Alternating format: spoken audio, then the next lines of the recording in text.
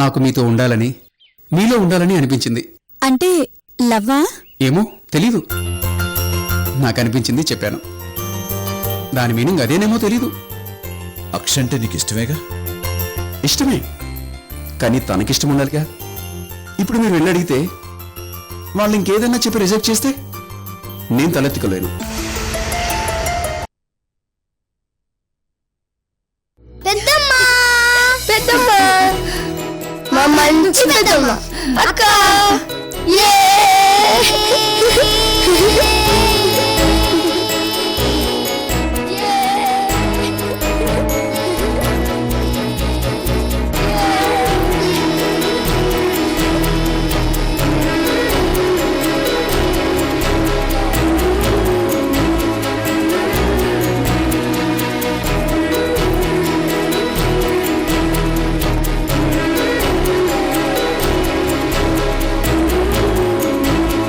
ఊరు విడిచి వెళ్ళిపోతుంది.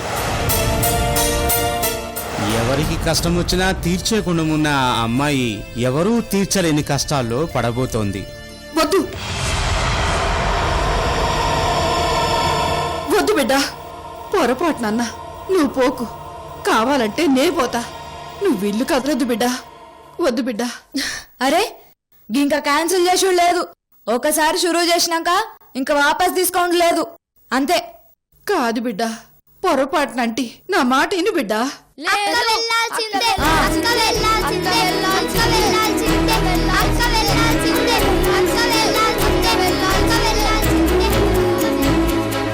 అయ్యో దేవుడా, ఎంత పిచ్చి పని చేస్తేవయ్యా. నీ మాట నెగ్గించుకుంటావు కదా స్వామి, ఇప్పుడేం చేయాలి?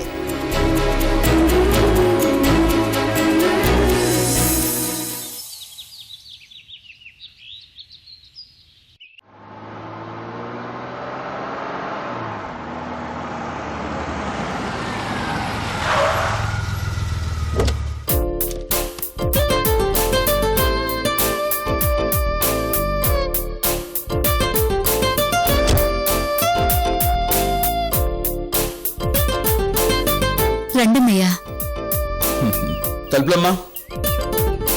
కూర్చోండన్నయ్యా. కారులో తీసుకెళ్లి లోపల పెట్టండి. కూర్చోండి.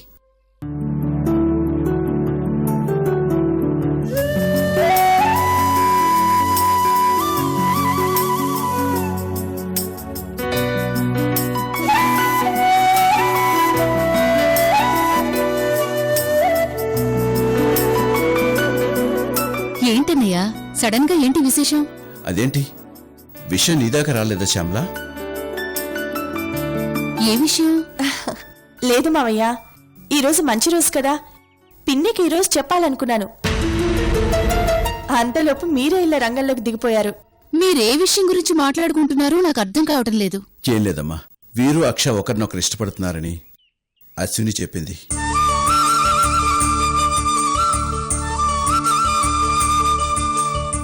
అందుకే వీపురాలుగా ఉంటావా చెల్లమ్మా అని అడగడానికి వచ్చాను. ఏం శ్యామలా, ఆలోచిస్తున్నావా అనుమానిస్తున్నావా? ఆనందిస్తున్నా. ఇంత మంచి శుభవార్త ఇంత సడన్ గా వినేసరికి ఏమీ అర్థం కాలేదు. రండన్నయ్యా రండి. అశ్విని, ముందు వెళ్లి అక్షకి ఈ విషయం చెప్పి తనని త్వరగా తయారవ్వమను. అలాగే పిన్ని. రండన్నయ్యా. నిశ్చితార్థం సాంప్రదాయం కాబట్టి వచ్చానమ్మా. అక్షను రెడీ చేయడం ఎందుకు? తన గురించి నాకు తెలీదా? అయ్యో అదేలా, మీరు పద్ధతి ప్రకారం వచ్చారు, తను పద్ధతి ప్రకారం ఉండాలిగా. కూర్చోండన్నయ్యా. ఏమ్మా, ఇంట్లో రిత్విక్ కైలేష్ లేరా? ఏంటి నిశ్చితార్థమా?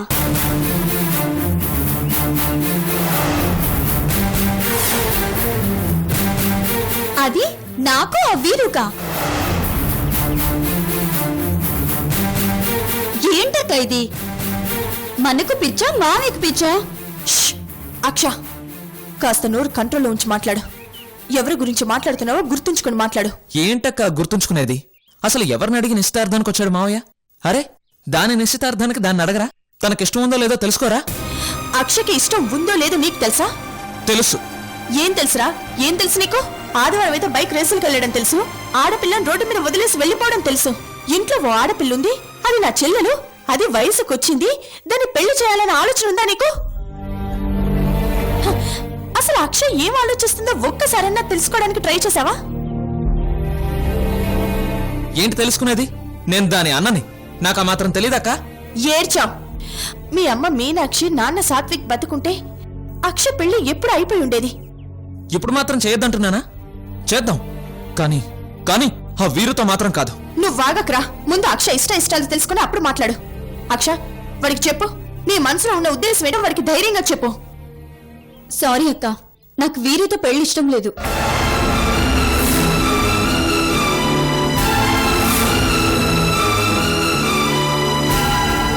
ఇంత సడన్ గా మీరు నిశ్చితార్థం అనేసరికి నాకు ఆనందంలో కాళ్ళు చేతులు ఆడలేదన్నయ్య. ఏం లేదమ్మా, వీరు ఇక్కడికి నా దగ్గరికి రావడమే నెగిటివ్ ఫీలింగ్తో వచ్చాడు.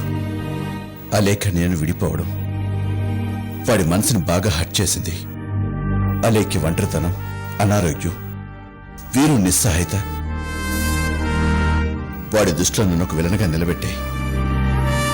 వాళ్ళ అమ్మలేని లోటు నా దగ్గర తీరితే ఉంటాను అన్నాడు.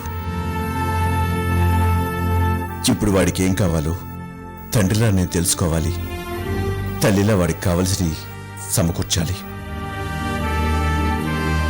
తండ్రి అంటే ఏమిటో తెలియని వయసులో దూరమయ్యాడు కాబట్టి వాడికి పెద్దగా ఫీలింగ్స్ ఉండకపోవచ్చు, కానీ కొడుకంటే ఏంటో తెలిసాక దూరమయ్యాడు కాబట్టి ఆ బంధం విలువ బరువు నాకు తెలుసు. రేపు దీపు రిత్వికులు పెళ్ళాడి ఇక్కడికి వచ్చాక అక్కడ నాకంటూ ఎవరొకరు ఉండాలిగా శ్యామలా. నాకు వయసు వచ్చేసింది కదమ్మా. హాయ్ మావయ్య. హాయ్ రా. ఏంటి, ఎలా ఉంది నీ సివిల్స్ ప్రిపరేషన్? నడుస్తుంది మావయ్య.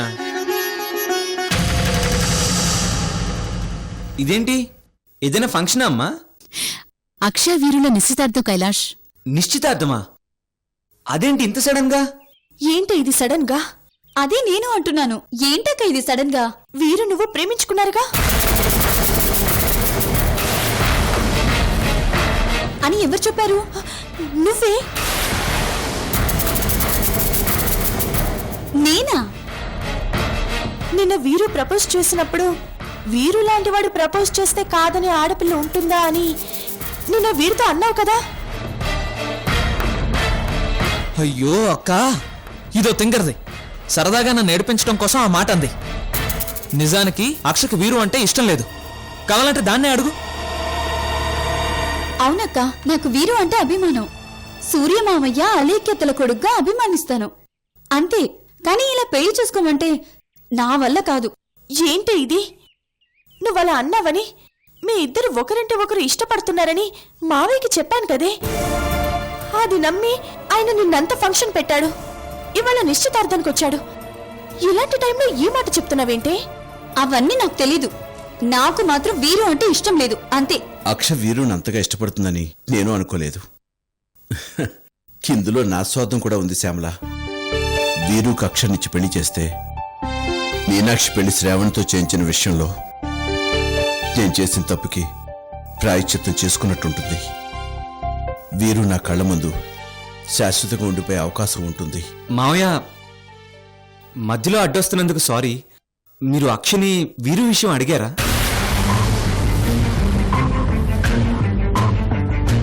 ఏంట్రా, ఏంటా మాటలు? తెలియకుండానే మావయ్య ఎంత దూరం వస్తారా? అది కాదమ్మా, నాకు తెలిసినంత వరకు అక్షయ్ ఋతు ఇద్దరు వీరుని వీరు మెంటాలిటీని అంతగా ఇష్టపడడం లేదు. నిన్న వాళ్ళిద్దరూ కామెంట్స్ పాస్ చేయడం నేను విన్నాను, అందుకే. అది జస్ట్ సరదాగా ఉంటుంది. ఎంతైనా బావ వరుస కదా. సహజమే కదమ్మా. కైలాష్, నువ్వు లోపలికి వెళ్ళు. సారీ అన్నయ్య, వాడి మాటలు పట్టించుకోకండి. ఎప్పుడు ఏం మాట్లాడాలో తెలీదురా నీకు. అక్ష వీరుని ఇష్టపడుతోంది, అర్థమైందా? లేదు పెద్దమ్మా.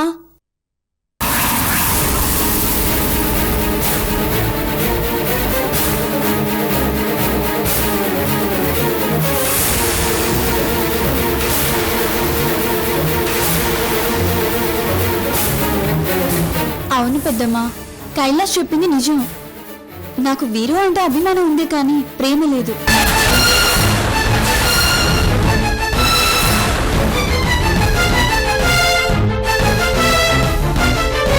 అక్ష, ఏంటమ్మా ఇది? మరి నిన్న వీరుతో నువ్వే వీరు బావ ప్రేమిస్తున్నానని పెళ్లి చేసుకుంటానని నన్ను అడగలేదు.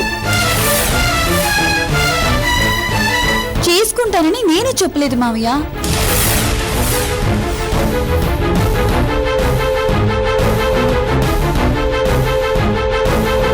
అవును మావయ్య, చిన్న కమ్యూనికేషన్ గ్యాప్. నిన్న వీరు వచ్చి మాతో కలవాలనుందని అక్షతో చెప్పాడు. తను వెళ్ళాక నేను అక్షను ఏమైందని అడిగాను. అది విని అశ్విని అక్క అపార్థం చేసుకుంది. అక్షకు ఇష్టమే అని మీతో చెప్పింది.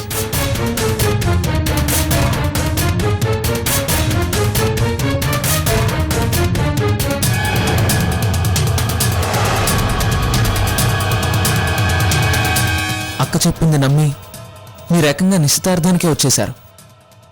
జరిగింది చెప్పడానికి నాకే బాధగా ఉంది.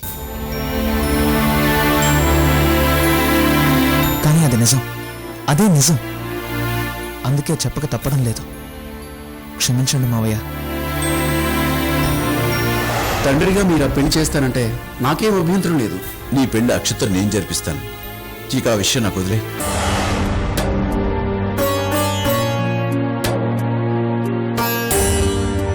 సరే, జరిగిందేదో జరిగిపోయింది, వదిలేసేయండి.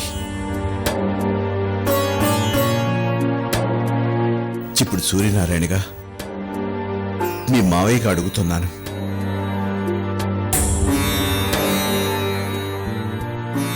అమ్మా, నా కొడుకు వీరేంద్రని ఉన్నాడు. వయసు 23 ఏళ్ళు. ఎంబీఏ చదివాడు. చక్కగా ఉంటాడు. మంచి ఆస్తిపరుడు. ఏ అలవాటు లేనివాడు. నిన్ను పువ్వుల్లో పెట్టి చూసుకుంటాడు. వాణ్ణి పెళ్లి చేసుకుంటావా అమ్మా?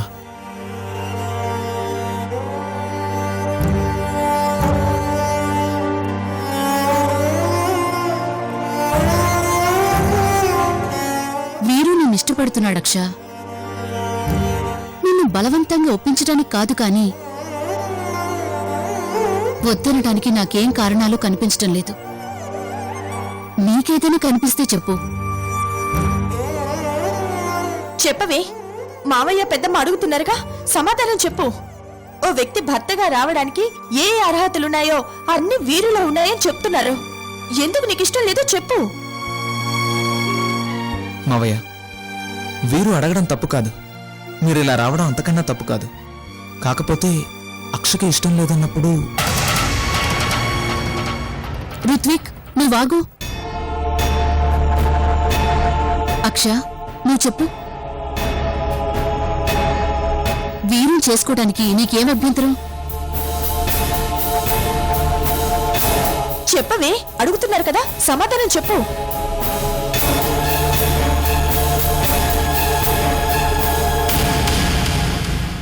చెప్పమ్మా. ఒప్పుకోకపోవటానికి బావలో ఏ లోపం లేదు మావయ్య.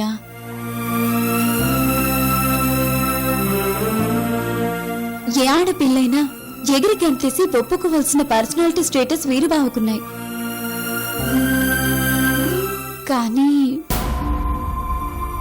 కానీ మా మెంటాలిటీస్ వేరు మావయ్య. నేను లొడలొడా వాగే రకం, వీరు బావ నోరు తెరవని రకం. నేను అనుకున్నది అనేసే రకం, బావ ఆలోచించి మాట్లాడే రకం. నాకు ఫ్రెండ్స్, అల్లరి, గొడవలు, ఎంజాయ్మెంట్స్ ఇవన్నీ ఎక్కువ. ఒక్క మాటలో చెప్పాలంటే నేను ఎక్స్ట్రావర్ట్, బావ ఇంట్రావర్ట్. నాకు పూర్తి వ్యతిరేకం. కానీ వాడి దగ్గర దాదాపు 2000 మంది పనిచేస్తున్నారమ్మా. అందులో రకరకాల మెంటాలిటీస్ ఉన్నారు. వాళ్ళందరితో వాడు చదువుపోతున్నాడుగా. అదే చెప్తున్నాను మావయ్య. ప్రేమగా కలిసుండడం వేరు, సర్దుకుపోవడం వేరు.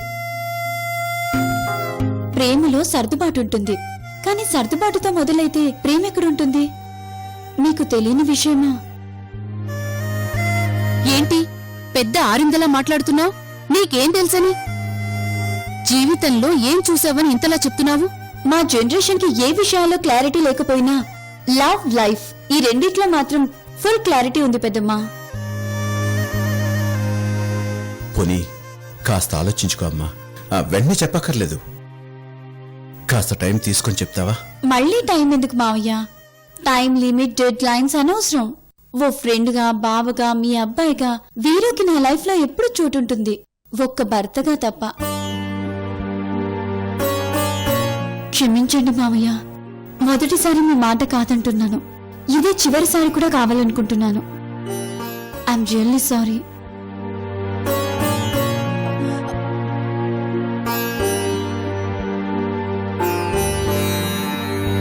మావయ్య, పోనీ నేనొచ్చి వీరుని కన్విన్స్ చేయనా?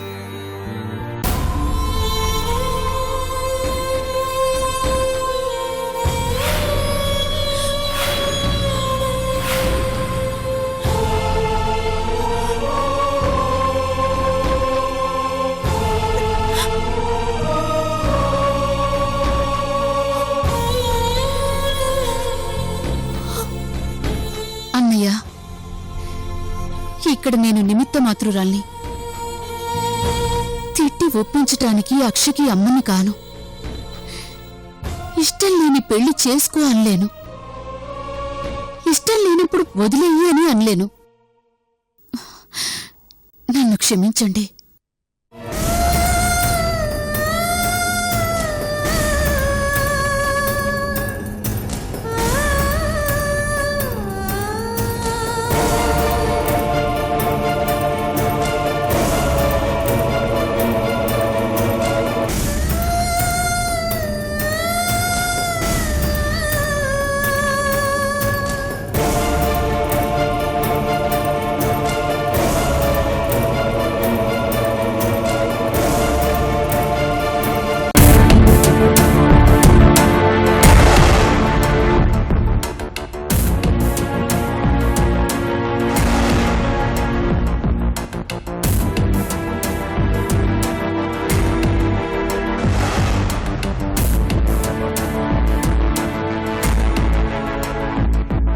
సారీ మావయ్య,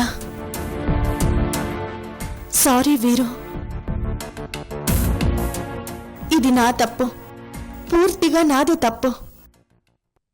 ఋతు అక్షల మాటల్ని పూర్తిగా వినకుండా ఓ నిర్ణయానికి రావడం నాదే తప్పు. ఇందులో నీ తప్పే ఉందమ్మా, ఇది జస్ట్ పొరపాటు. నువ్వేనా కావాలని మా చేత ఇలా అడిగించావా? కావచ్చు, కానీ మీరు వచ్చి అడిగి ఇలా కాదని చెప్పించుకోవడం, అది మా ఇంట్లో మీకు నో అని చెప్పడం నిజంగా చాలా బాధగా ఉంది మావయ్య. అసలు ఋత్విక్కి వీరుకి మధ్య గ్యాప్ ఎందుకు వచ్చిందో అర్థం కావడం లేదు. ఎరా వీరు, ఏంటి మీ ఇద్దరి మధ్య ప్రాబ్లం?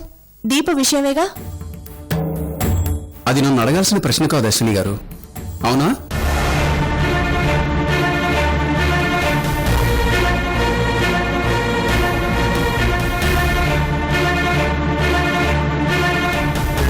అసలు గొడవ వచ్చేంత చనువు లేదు, పరిచయం లేదు మీ ఇద్దరి మధ్య.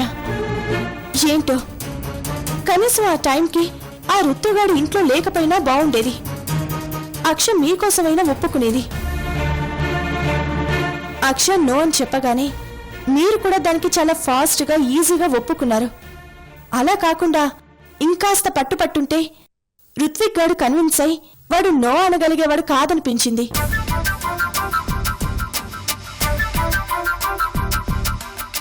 ఎందుకమ్మా తన మనసులో వీరు లేడన్న విషయం అక్ష అంత స్పష్టంగా చెప్పాక ఇంకెలా వీరుని పెళ్లి చేసుకోమని అడగను? ఇష్టం లేని పెళ్లి చేసుకోమని ఎలా చెప్పను?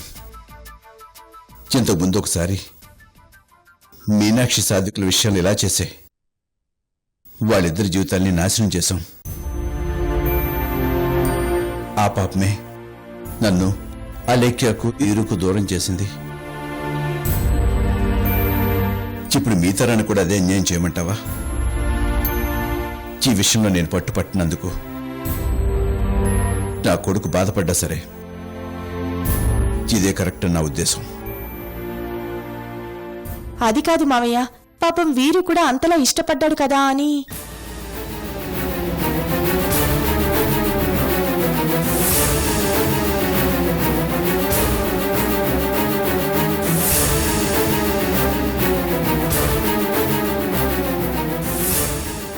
ఇక ఆ విషయం వదిలేమ్మా. అనుకున్నవి జరిగితే మనిషి దేవుణ్ణి మర్చిపోతాడు, జరిగినవి తలుచుకుంటే తన మనిషి అన్నదే మర్చిపోతాడు.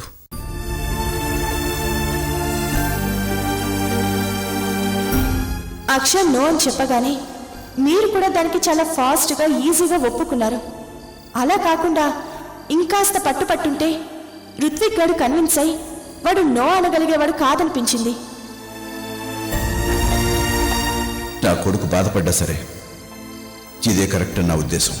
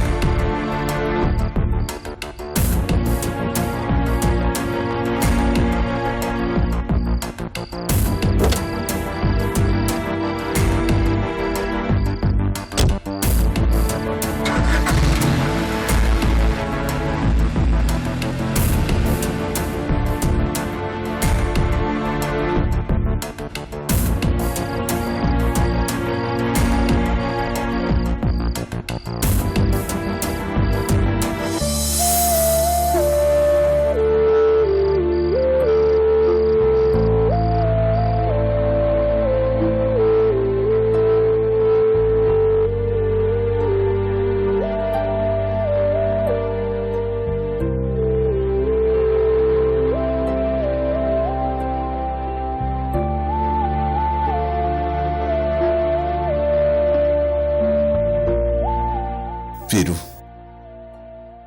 నిన్ను ఇష్టపడిన అమ్మాయిని కట్టుకుని ఏం సుఖపడతావు నాన్న. అందుకే